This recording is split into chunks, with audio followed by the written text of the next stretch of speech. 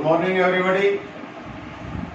आज हम एनसीईआरटी का जो सीनियर क्लास में बायोलॉजी की बुक्स आई है एनसीईआरटी के हिसाब से उसके फर्स्ट चैप्टर जीवों में जनन रिप्रोडक्शन इन ऑर्गेनिज्म, उसमें मैंने पहले वीडियो बनाया था एसेक्सुअल रिप्रोडक्शन लैंगिक जनन, और उसका सेकंड पार्ट लैंगिक जनन, उसके बारे में हम अब अध्ययन करेंगे। तो देखिए चलते हैं।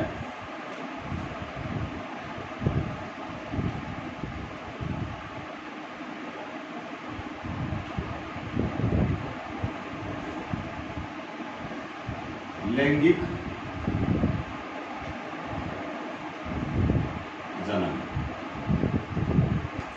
अब देखिए, आपने पिछली क्लासों में भी पढ़ा है अलैंगिक जनन में युग्मक भाग नहीं लेते हैं, लेकिन लैंगिक जनन वही होता है जिसमें युग्मक भाग लेते हो।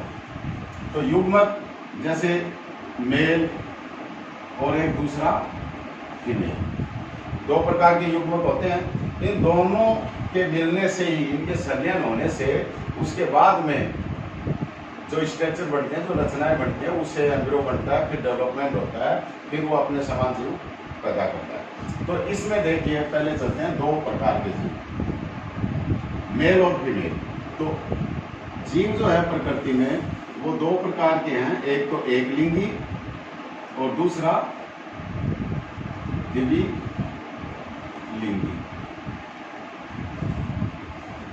यूनिसेक्सुअल और बाइसेक्सुअल। यूनिसेक्सुअल जो होते हैं वो या तो नर होंगे या मादा होंगे। अब जैसे कॉकरोच है, कॉकरोच एक लिंगी होता है, इसमें नर और मादा अलग होते हैं। अब जैसे मार्केंसिया है, पौधे की बात करते हैं, मार्केंसिया का पौधा भी एक लिंगी होता है। ये थैलस होता है, जैसे ये इस प्रकार से ये थैलस है, और इसके यहां से ये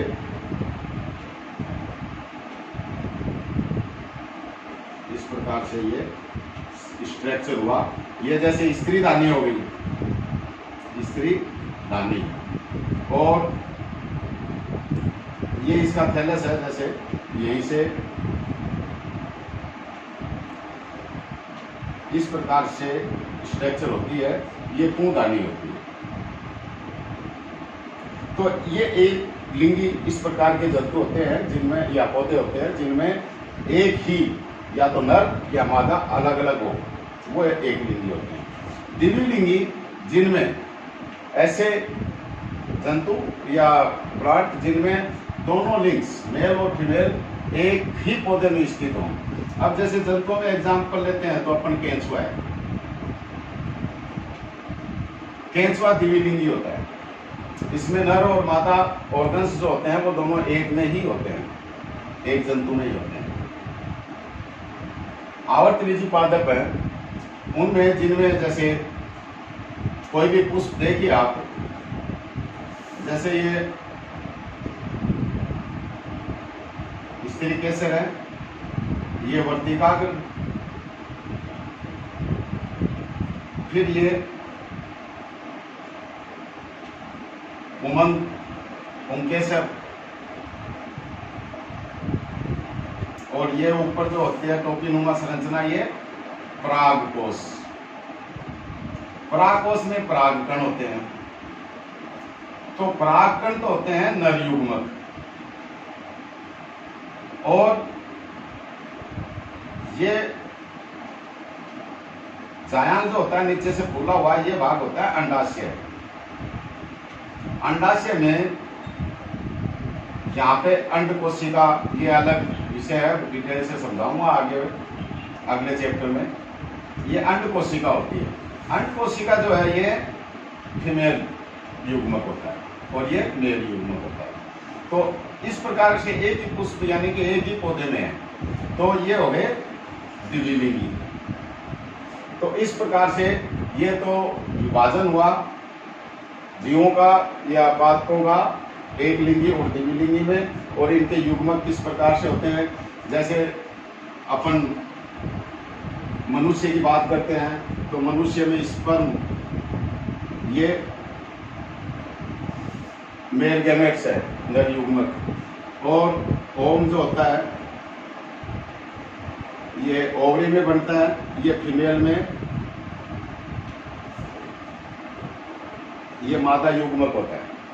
इनमें गुणसूत्रों की संख्या, युग्मक जो होते हैं, जैसे मनुष्य का एग्जांपल लेते हैं तो मनुष्य में 46 गुणसूत्र होते हैं, गुणसूत्र यानी कि 23 जोड़े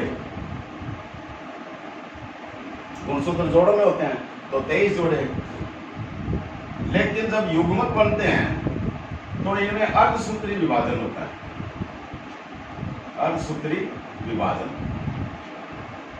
शरीर में दो प्रकार की सेल होती हैं, सोमेटिक सेल और जर्म सेल। जर्म सेल जो होती हैं जननांगों में होती हैं और उनमें अर्धसूत्री विभाजन होता है। अर्धसूत्री विभाजन में आपको मालूम है, बहुत छोटी कक्षाओं से शुरू हो जाता है, 9th-10th में भी पढ़ा आपने। अर्धसूत्री विभाजन में गुणसूत्रों की संख्या आधी हो जाती है तो 23, यानी कि अगर स्पर्म है तो उसमें गुणसूत्र 23 होंगे, और ओवम है तो इसमें भी गुणसूत्र 23 होंगे। जब इनका संलयन होगा तब ये इनकी संख्या 46 होगा। तो इस प्रकार से ये युग्मक बनते हैं, और इनके बारे में डिटेल में मेरे पहले की वीडियो है, स्पर्मेटोजेनेसिस और oogenesis, उनको आप देख लेना इस चैनल पर। अब मैं बात करता हूं,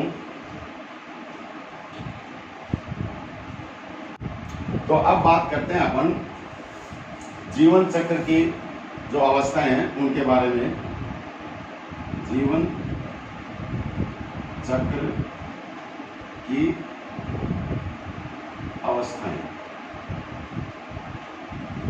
देखिए आपने पढ़ा होगा मनुष्य के बारे में कि जीवन चक्र की, जैसे पैदा होता है बच्चा, उसको बाल्यावस्था बोलते हैं, उसके बाद किशोरावस्था, फिर यौवनावस्था और उसके बाद प्रौढ़ावस्था या जीर्ण प्रावस्था जो है। लेकिन मुख्य रूप से पौधों के बारे में अगर अपन कॉमन पढ़ रहे हैं तो इनको 3 भागों में बांटते हैं। एक तो किशोरावस्था, किशोरावस्था में अंकुरण जब होता है पौधे का, बीज का अंकुरण, बीज जो अंकुरित होता है, अंकुरण से लेकर परिपक्वन तक की जो अवस्था है वो किशोरावस्था के अंतर्गत आती है। और ऐसा ही जीवों में, जंतुओं में है कि यौवनावस्था से पूर्व की जो, या जनन प्रावस्था से पूर्व की जो अवस्था है वो किशोरावस्था है। इस अवस्था में इनके जो जननांग होते हैं, चाहे प्लांट्स हो चाहे एनिमल्स हो, वो विकसित हो जाते हैं। विकसित होने के बाद में जो शुरू होती है प्रावस्था, वो आती है जनन प्रावस्था। जनन प्रावस्था, जनन प्रावस्था में ही प्रत्येक जीव जो है वो ये जनन प्रक्रिया करता है। तो पौधों की बात करते हैं तो ये 2 प्रकार से है, ये होते हैं मोनोकार्पिक और दूसरा पॉलीकार्पिक।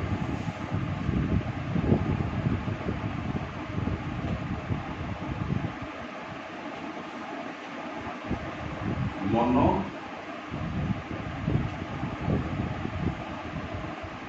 कार्पिक तो दूसरा पॉलीकार्पिक। मोनो नाम से जाहिर है सिंगल, यानी कि जीवन के पूरे जीवन काल में पुष्पन की जो अवस्था आती है, पौधे में पुष्प खिलने की जो अवस्था है वो पूरे जीवन काल में एक बार होती हो, वो मोनोकार्पिक पौधे होते हैं। और मोनोकार्पिक में जैसे बांस है, बांस का जो पेड़ होता है वो 50 से 100 साल के मध्य एक बार उसमें पुष्प खिलते हैं और उसके बाद वो नष्ट हो जाता है, और पुष्प से फिर बीज वगैरह बनते हैं और वो मतलब नए पौधों को जन्म देते हैं और खुद नष्ट हो जाते हैं। इस प्रकार से जो ऐसे पौधे हैं उनको मोनोकार्पिक बोलते हैं। पॉलीकार्पिक जो प्रतिवर्ष विशेष मौसम में जो उनके अनुकूल होता है उसमें उत्पन्न होता है। कोई विशेष ऋतु हो या विशेष मौसम या साल में एक बार, किसी में 2 बार, और या किसी में खिले ही रहते हैं, आते रहते हैं। कुछ ऐसे पौधे भी होते हैं तो वो जो है पॉलीकार्पिक में आते हैं। अब ये भी अलग अलग होते हैं, 1 वर्षीय, 3 वर्षीय, 2 वर्षीय। तो 1 वर्षीय होते हैं उनमें तो एक बार फूल आते हैं और उनके आयु समाप्त हो जाती है, फिर जैसे फसलें वगैरह हैं। 3 वर्षीयों में 2 बार आ जाते हैं, उनकी आयु 2 बार होती है। और जो बहुवर्षीय पौधे हैं उनमें जीवन भर पुष्पन होता रहता है, पुष्प आते रहते हैं, बीज वगैरह बनते रहते हैं। अब देखिए इसमें जैसे मैं पॉलीकार्पिक में कुरंजी नाम का एक पौधा है, ये जनरल नॉलेज का भी क्वेश्चन है, थोड़ा ध्यान देना। कुरंजी नाम का पौधा है, ये तमिलनाडु और कर्नाटक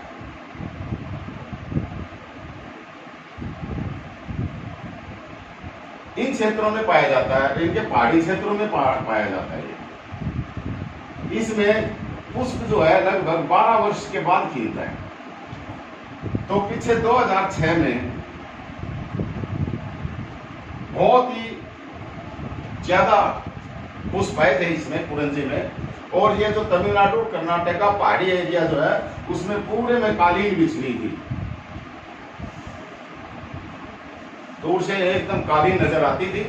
इस प्रकार से ये जो पौधे हैं सबकी अलग खासियत है। ये मोनोकार्पिक और पॉलीकार्पिक आप समझ गए होंगे। अब मैं चलता हूं तीसरी अवस्था,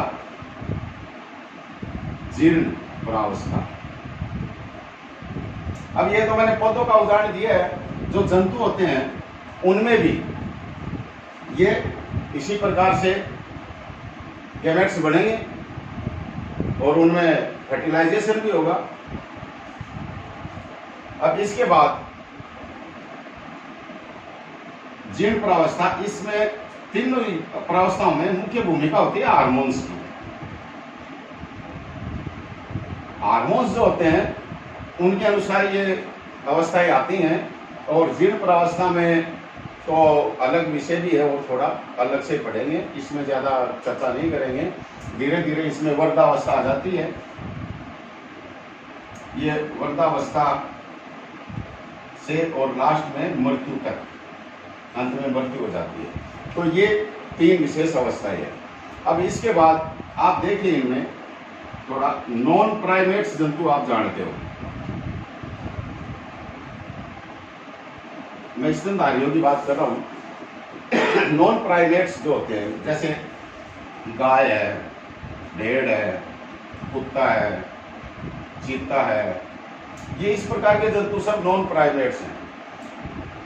तो और प्राइमेट्स मनुष्य है, बंदर है, ये प्राइमेट्स होते हैं। तो इस बात को थोड़ा समझना, यहाँ पे इनमें जो होता है, इनमें एस्टर साइकिल होती है जिसको मधुचक्र बोलते हैं, या मधुचक्र या एस्ट्रस साइकिल। और प्राइमेट्स में ऋतुस्राव,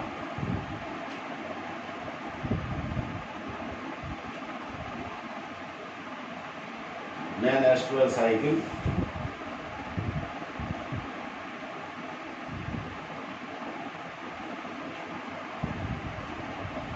तो इनमें मेनस्ट्रुअल साइकिल, तो इसमें कुछ हार्मोन्स या फेरामोन्स वगैरह इस प्रकार के निकलते हैं, जिससे मतलब ये सीजनल रिप्रोडक्शन या जनन की प्रक्रियाएं होती हैं। और ये ऋतुस्राव और मधुचक्र ये अलग जो एम्ब्रियोलॉजी के टॉपिक आएंगे उनमें डिटेल से बताएंगे। तो इन जंतुओं में इस प्रकार की व्यवस्था होती है। अब चलते हैं लैंगिक जनन की घटनाएं। चलो मैं मिटा देता हूं एक बार ये थोड़ा। अब बात करते हैं लैंगिक प्रावस्थाओं के बाद लैंगिक जनन की घटनाएं।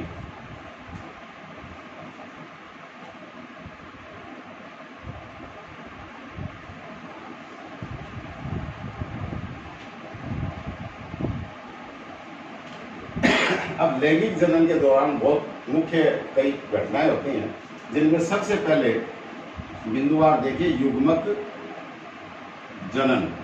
जो मैं पहले बात कर रहा था, पौधों में तो नर युग्मक और मादा युग्मक, परागकण और अंड कोशिका होती है, और जैसे मनुष्य की बात करते हैं तो स्पर्म और अंडाणु होते हैं, ये सब युग्मक होते हैं, इनको गैमेट्स भी बोलते हैं, गैमेट्स। ठीक है, इनमें गुणसूत्रों की संख्या आधी होती है, यानी कि n। अब युग्मक जनन के दौरान युग्मक बनने के बाद आगे दूसरी अवस्था आती है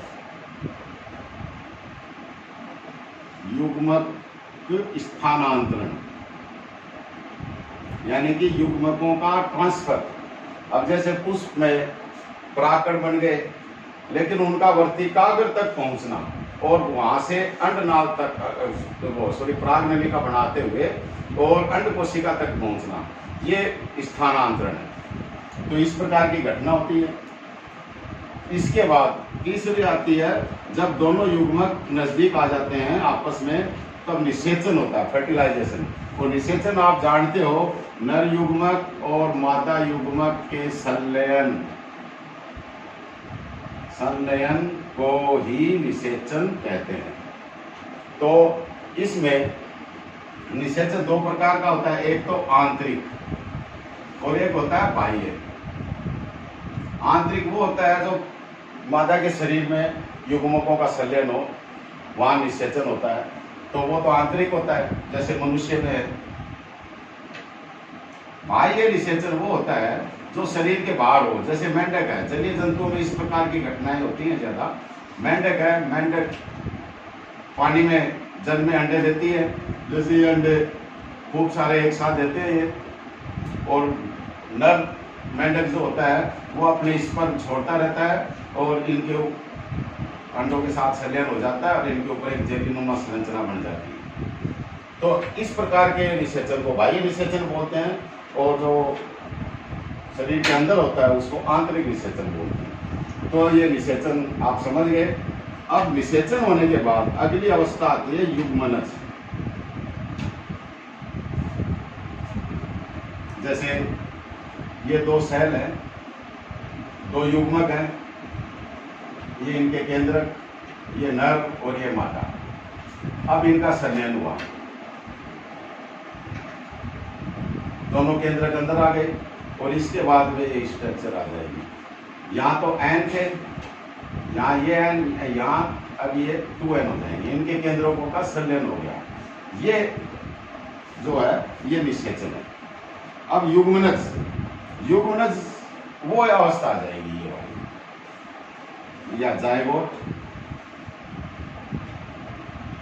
अब जब ये 2n हो गई, इसके बाद में इसमें कोशिका विभाजन होंगे, सभी समसूत्री होंगे, समसूत्री विभाजन। और ये समसूत्री विभाजन जब शुरू हो जाते हैं, अब यहाँ इसको विदलन कहेंगे हम, विदलन। अब जैसे मनुष्य की बात करते हैं तो इसमें 3 अवस्था, अलग अलग अवस्थाएं आती हैं, जैसे मोरूला, फिर ब्लास्टूला, फिर गैस्ट्रूला। गैस्ट्रूला में 3 स्तर होते हैं और इसमें 2 स्तर होते हैं। तो अलग अलग जंतुओं का अलग अलग स्तरों से विकास होता है। किसी का डिप्लोब्लास्टिक होते हैं, उनका ब्लास्टूला से हो जाता है, ट्रिप्लोब्लास्टिक होते हैं, उनका गैस्ट्रूला से हो जाता है। तो ये सब जायगोट बनने के बाद की प्रक्रियाएं हैं। इसके बाद जो अंतिम है भ्रूणोद्भव, युग्मनज बनने के आगे की बातें हैं ये। भ्रूणोद्भव, भ्रूणोद्भव में यो जायगोट बना, ये तो बस यहाँ तक की है। ये सारी प्रक्रियाएं जो हैं ये भ्रूणोद्भव में आती है, यानी कि भ्रूण का विकास, भ्रूण का विकास, चाहे पौधे हो और चाहे जंतु हो, वो इस प्रकार से इन घटनाओं को 5 अलग अलग चरणों में बांटा गया है। अब जैसे मैं एक एग्जांपल देता हूं आपको, ये जैसे बीजांड में इस प्रकार से ये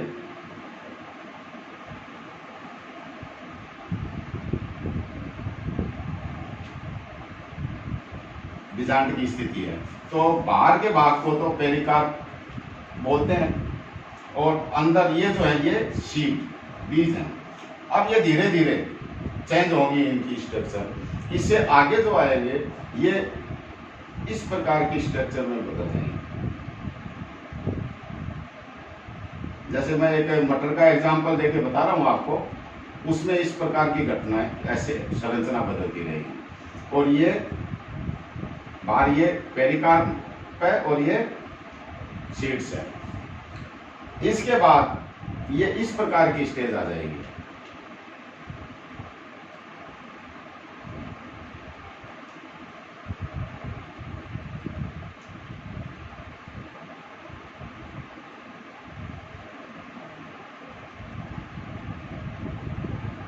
अब ये फली का निर्माण हो गया, ये पेरिकार्प है और ये सीड्स है।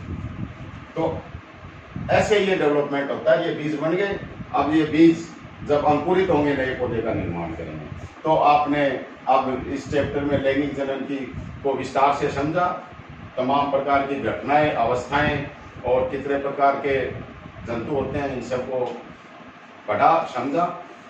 और मैं अंत में एक आपसे रिक्वेस्ट करता हूं कि आप मेरे इस चैनल को सब्सक्राइब करें और मेरे जो भी वीडियो आए उनको देखें और लाइक करें। धन्यवाद।